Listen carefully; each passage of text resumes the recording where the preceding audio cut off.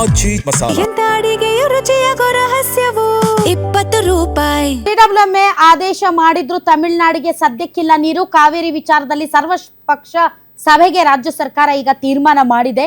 ಮುಖ್ಯಮಂತ್ರಿ D K Shivakumar Delhi ಪ್ರವಾಸದ ನಂತರ ಸರ್ವಪಕ್ಷ ಸಭೆ ಕರೆದು ಆಮೇಲೆ ಮುಂದಿನ ಹೋರಾಟ ಏನ್ ಮಾಡಬೇಕು ಅನ್ನೋದ್ರ ಬಗ್ಗೆ ತೀರ್ಮಾನ ತೆಗೆದುಕೊಳ್ಳಲಿದ್ದಾರೆ.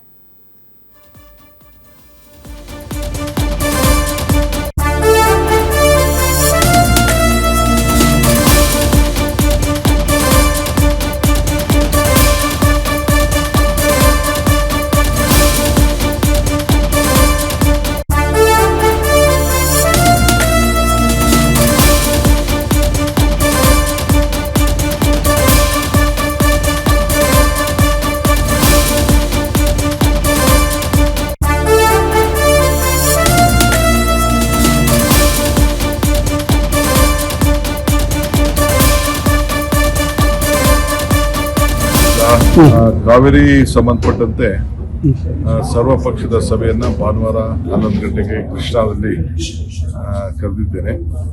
ನಮ್ಮೆಲ್ಲ ಮಾಜಿ ಮುಖ್ಯಮಂತ್ರಿಗಳಿಗೆ ಮತ್ತು ಆ ಭಾಗದ ಸಂಸತ್ ಸದಸ್ಯರುಗಳಿಗೆ ಎಲ್ಲ ಕೂಡ ಮತ್ತು ಎಲ್ಲ ಪಕ್ಷದ ನಾಯಕರುಗಳಿಗೆ ಫ್ಲೋರ್ ಲೀಡರ್ಸ್ಗೆ ಕೂಡ ನಾವು ಆಹ್ವಾನವನ್ನು ಕೊಟ್ಟಿದ್ದೇವೆ.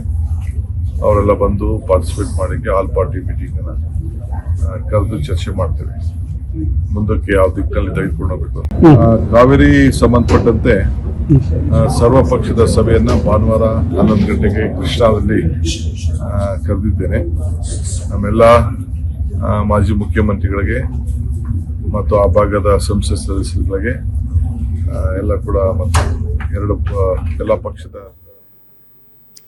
ಪ್ರತಿ ಬಾರಿಯೂ ಇದೇ ಆಗುತ್ತೆ. ಯಾವಾಗ ಪ್ರಾಧಿಕಾರಗಳು ನೀರು ಬಿಡಿ ಅಂತ ಹೇಳ್ತಾರೋ ಆವಾಗ ಸರ್ವಪಕ್ಷ ಸಭೆ ಕರೀತಾರೆ. ಸರ್ವಪಕ್ಷ ಸಭೆ ಕರೆದು ಆಮೇಲೆ ಮುಂದಿನ ಕಾನೂನು ಹೋರಾಟದ ಬಗ್ಗೆ ತೀರ್ಮಾನವನ್ನ ಮಾಡ್ತಾರೆ. ಭಾನುವಾರದವರೆಗೆ ಯಾವುದೇ ಕಾರಣಕ್ಕೂ ಕಾವೇರಿ ನೀರು ಬಿಡಲ್ಲ. ತಮಿಳುನಾಡಿಗೆ ನೀರು ಹರಿಸದೇ ಇರೋದಕ್ಕೆ ಈಗ ರಾಜ್ಯ ಸರ್ಕಾರ ಅಂತೂ ತೀರ್ಮಾನ ಮಾಡಿದೆ. ಪ್ರತಿಪಕ್ಷದ ನಾಯಕರುಗಳು ಕಾನೂನು ತಜ್ಞರ ಜೊತೆ ಚರ್ಚೆಗೆ ಈಗ ಮುಂದಾಗಿದ್ದು ಕಾನೂನಾತ್ಮಕ ಅವಕಾಶಗಳು ಏನಿವೆ ಮತ್ತು ಮುಂದೆ ಯಾವ ರೀತಿಯಾದಂಥ ತಂತ್ರಗಾರಿಕೆಗಳನ್ನು ಅನುಸರಿಸಬೇಕು ಅನ್ನೋದ್ರ ಬಗ್ಗೆ ಸಭೆಯಲ್ಲಿ ತೀರ್ಮಾನ ತೆಗೆದುಕೊಳ್ತಾರಂತೆ. ಸೊ ಇದು ಒಂದು ಕಡೆ ಆದರೆ, ಮತ್ತೊಂದು ಕಡೆ ರೈತರ ಮತ್ತು ಕನ್ನಡ ಪರ ಒಕ್ಕೂಟಗಳ ಪ್ರತಿಭಟನೆಯಂತೂ ಹಾಗೆಯೇ ಮುಂದುವರೆದಿದೆ. ನೀವು ಎಂಥ ತಂತ್ರಗಾರಿಕೆ ಹೂಡಿದ್ರು, ಯಾವುದೇ ರೀತಿಯಾದಂಥ ಕಾನೂನಾತ್ಮಕ ವಿಷಯಗಳನ್ನು ಮುಂದೆ ಇಟ್ಟರು ಮತ್ತು ಎಷ್ಟೇ ರಿಯಾಲಿಟಿ ಚೆಕ್ ಮಾಡಿ ಒಂದು ಅಂಕಿಅಂಶಗಳನ್ನು ಪ್ರಾಧಿಕಾರಗಳ ಮುಂದೆ ಇಟ್ಟರೂ ಕೂಡ ಪ್ರತಿ ಬಾರಿಯೂ ಕೂಡ ಯಾವ ವಿಚಾರದಲ್ಲೂ ಕೂಡ ಯಾವ ಸಂದರ್ಭದಲ್ಲೂ ಕೂಡ ನಮ್ಗೆ ಜಯ ಆಯಿತು, ನಮ್ಮ ಪರ ಆಯಿತು, ನಮ್ಮ ಪರ ಯಾವುದಾದ್ರೂ ಒಂದು ಆದೇಶ ಬಂದಿದೆ ಅಂತ ಇಲ್ವೇ ಇಲ್ಲ. ಪ್ರತಿ ಬಾರಿಯೂ ಕೂಡ ಅದು ಯಾವಾಗಲೂ ಅಷ್ಟೇ, ನಾವು ಬಗ್ಲೇಬೇಕು, ಅದು ನಡ್ಕೊಂಡು ಬಂದಿರೋದೆ. ಸೊ ಈ ಹಿನ್ನೆಲೆಯಲ್ಲಿ ನಾಳೆ ಕರ್ನಾಟಕ ಬಂದ್ ಬಗ್ಗೆ ಹೈ ವೋಲ್ಟೇಜ್ ಮೀಟಿಂಗ್ ನಡೀತಾ ಇದೆ. ನಾಳೆ ಕನ್ನಡ ಪರ ಸಂಘಟನೆಗಳಿಂದ ಹೈ ವೋಲ್ಟೇಜ್ ಮೀಟಿಂಗ್ ಇದೆ.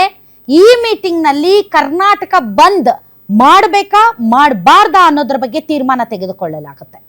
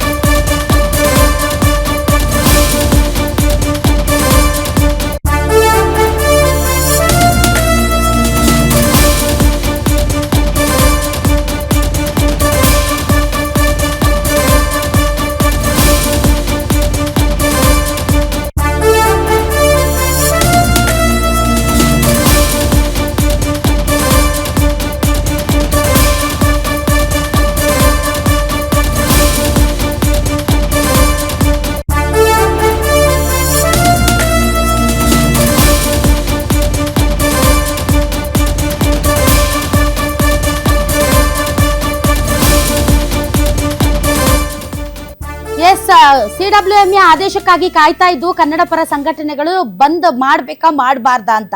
ಈ ಹಿನ್ನೆಲೆಯಲ್ಲಿ ನಾಳೆ ಒಂದು ಹೈ ವೋಲ್ಟೇಜ್ ಮೀಟಿಂಗ್ ಮಾಡ್ತಾರೆ. ಮಾಡಿದ ನಂತರ ಯಾವಾಗ ಬಂದ್ ಮಾಡಬೇಕು ಕರ್ನಾಟಕ ಅನ್ನೋದರ ಬಗ್ಗೆ ಒಂದು ಒಮ್ಮತದ ನಿರ್ಣಯಕ್ಕೆ ಬರುವಂತಹ ಸಾಧ್ಯತೆ ಇದೆ. ಈಗ ಮೇಕೆದಾಟಿಗೆ ಸಂಬಂಧಪಟ್ಟಂತ ಒಂದು ಬ್ರೇಕಿಂಗ್ ನ್ಯೂಸ್ ಬರ್ತಾ ಇದೆ. ಮೊನ್ನೆ ತಾನೇ ಮೇಕೆದಾಟಿಗೆ ಸುಪ್ರೀಂ ಕೋರ್ಟ್ನ ಅಭ್ಯಂತರ ಇಲ್ಲ ಮತ್ತು ಕೇಂದ್ರ ಜಲಶಕ್ತಿಯ ಸಚಿವಾಲಯದಿಂದಲೂ ಕೂಡ ಗ್ರೀನ್ ಸಿಗ್ನಲ್ ಸಿಕ್ಕಿದೆ. ಆದ್ರೂ ಕೂಡ ಸರ್ಕಾರ ಯಾಕೆ ಒಂದು ಹೆಜ್ಜೆ ಮುಂದಕ್ಕೆ ಹೋಗ್ತಾ ಇಲ್ಲ ಅಂತ ನಾವೆಲ್ಲರೂ ಪ್ರಶ್ನೆ ಮಾಡಿದ್ವಿ. ಅದಕ್ಕೆ ತಮಿಳುನಾಡು ಸಿಎಂ ವಿಜಯ್ ಜೋಸೆಫ್ ಒಂದು ಪತ್ರ ಬರೆದಿದ್ರು ಪ್ರಧಾನಮಂತ್ರಿಗೆ. ನೋಡಿ, ನಿಮ್ಮ ಜಲಶಕ್ತಿ ರಾಜ್ಯ ಸಚಿವರು ಏನು ಗ್ರೀನ್ ಸಿಗ್ನಲ್ ಕೊಟ್ಟಿದ್ದಾರೆ ಅಂದ್ರೆ ಕೆಳ ಹಂತದ ರಾಜ್ಯಗಳು, ಲೋಯರ್ ರೈಪೇರಿಯನ್ ಸ್ಟೇಟ್ಸ್ ಏನಿದೆ ತಮಿಳುನಾಡು ಸೇರಿದಂತೆ ಇನ್ನಿತರೆ ಸ್ಟೇಟ್ಗಳು, ಅವುಗಳ ಪರ್ಮಿಷನ್ ಬೇಕಾಗಿಲ್ಲ ಮೇಕೆದಾಟು ಯೋಜನೆಗೆ, ನೀವು ಮಾಡ್ಕೋಬಹುದು ಅಂತ ಹೇಳಿದ್ದಾರೆ. ಹಾಗಾಗಿ ನೀವು ಬೇರೆ ಬೇರೆ ವಿಚಾರಗಳಲ್ಲಿ ಒಂದು ಸುಪ್ರೀಂ ಕೋರ್ಟ್ನ ಜಡ್ಜ್ಮೆಂಟ್ ಇದೆ. ಆ ಜಡ್ಜ್ಮೆಂಟ್ ಅಲ್ಲಿ ಲೋಯರ್ ರೈಪೇರಿಯನ್ ಸ್ಟೇಟ್ಸ್ ಪರ್ಮಿಷನ್ ಬೇಕು ಅಂತ ಹೇಳಿದ್ದಾರೆ ಅಣೆಕಟ್ಟಿನ ಹೈಟ್ ಹೆಚ್ಚು ಮಾಡೋದಕ್ಕೆ. ಆದ್ರೆ ಇಲ್ಲೇ ಅಣೆಕಟ್ಟನ್ನ ಕಟ್ಟೋದಕ್ಕೆ ಪರ್ಮಿಷನ್ ಬೇಡ ಅಂತ ನೀವ್ ಹೆಂಗೆ ಹೇಳ್ತೀರಿ ಅಂತ ಒಂದು ಪತ್ರ ಬರೆದಿದ್ರು. ಈಗ ಏನ್ ಮಾಡಿದೆ ಕೇಂದ್ರ ಸರ್ಕಾರ, ಏನು ಮೇಕೆದಾಟಿಗೆ ಸಂಬಂಧಪಟ್ಟಂತೆ ಕರ್ನಾಟಕ ಒಂದು ವಿಸ್ತೃತ ಯೋಜನಾ ವರದಿಯನ್ನ ಸಲ್ಲಿಕೆ ಮಾಡಿತ್ತೋ ಅದರಲ್ಲಿ ತಾಂತ್ರಿಕ ದೋಷಗಳಿದೆ ಅಂತ ವಾಪಸ್ ಕಳುಹಿಸಿದೆ. ನೋಡಿದ್ರಾ ಜೋಸೆಫ್ ವಿಜಯ್ ಅವರ ಲೆಟರ್ ಯಾವ ರೀತಿ ಕಮಾಲ್ ಮಾಡಿದೆ ಅಂತ. ಈಗ ನಮ್ಮ ಎಂಪಿಗಳು ಮಾತಾಡ್ಬೇಕು.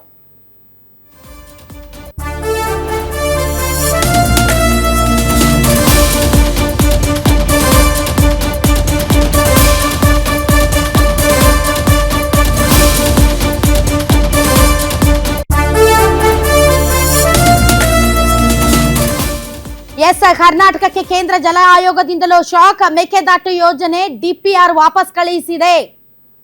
ಕರ್ನಾಟಕ ಸಲ್ಲಿಸಿದ್ದ ವಿಸ್ತೃತ ಯೋಜನಾ ವರದಿಯನ್ನ ವಾಪಸ್ ಮಾಡಿದೆ.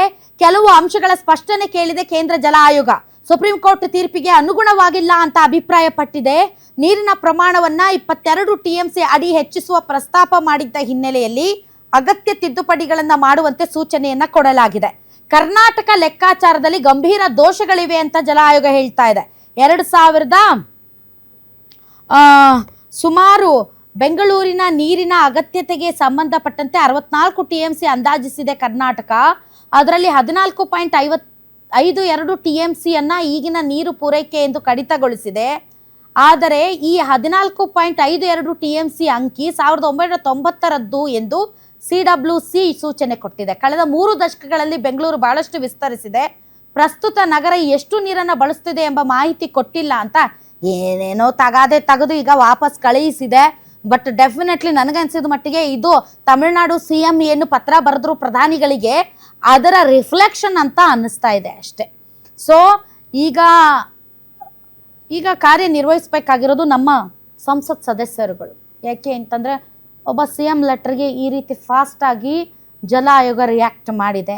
ನಮ್ಮ ಸಂಸದರುಗಳು ಮೇಕೆದಾಟು ವಿಚಾರದಲ್ಲಿ ಡೆಫಿನೆಟ್ಲಿ ಸರ್ಕಾರದ ಪರ ನಿಲ್ಲಬೇಕು ಮತ್ತು ರಾಜ್ಯದ ಹಿತಾಸಕ್ತಿಗೆ ಅನುಗುಣವಾಗಿ ಕಾರ್ಯನಿರ್ವಹಿಸಬೇಕು. ಇದು ಈ ಕ್ಷಣದ ಕಾವೇರಿ ಕಿಚ್ಚು ಅಪ್ಡೇಟ್ಸ್. ಗ್ಯಾರಂಟಿ ನ್ಯೂಸ್, ಸುದ್ದಿ ಖಚಿತ, ನ್ಯಾಯ ನಿಶ್ಚಿತ.